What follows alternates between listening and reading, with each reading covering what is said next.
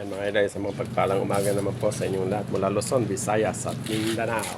Ayan, titingnan natin ngayon yung natapos ng gawa ni Papa ang bungalow, yung kubo house niya. Kaya mga idol, samahan niyo ako para masilayan na natin yung kagandahan ng kanyang pinagawang bungalow, kubo house. Yung kubo po niyang pinagawa. Ito yung kanya bungalow. Ito natapos na mga idol. Oh, di ba? Ang galing. Pati mga alaga niya andito na rin. Sila tayo. Ayan. Ayan mga idol. Galing. Ganda-ganda ng kubo ni Papa. Mabang atay dito sa ayan. Ito ang likod niya mga idol.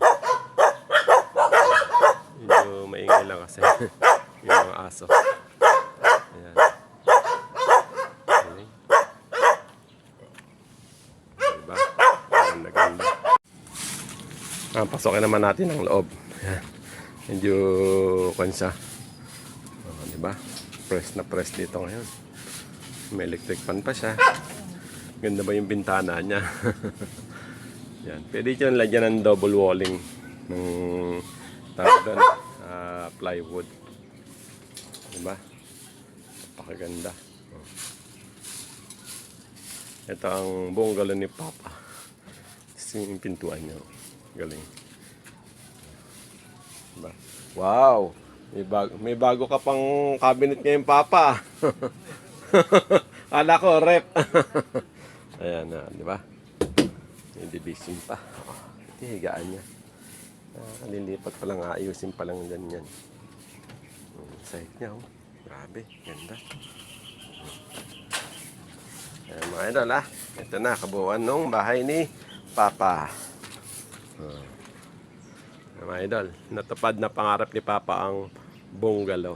Bungalow kubo. Diba? Ayan. Maraming salamat sa inyong panonood. Siyempre, sana paki-like and share at sa mga hindi pa nakaka-follow na ang James Jaime. Ayan. Tapos paki-follow nyo, subscribe na rin po kayo sa aking Papa Consi TV sa YouTube channel ko. Yan, may mga video rin dun ako para makita nyo naman. Hanggang sa muli mga idol. Bye-bye!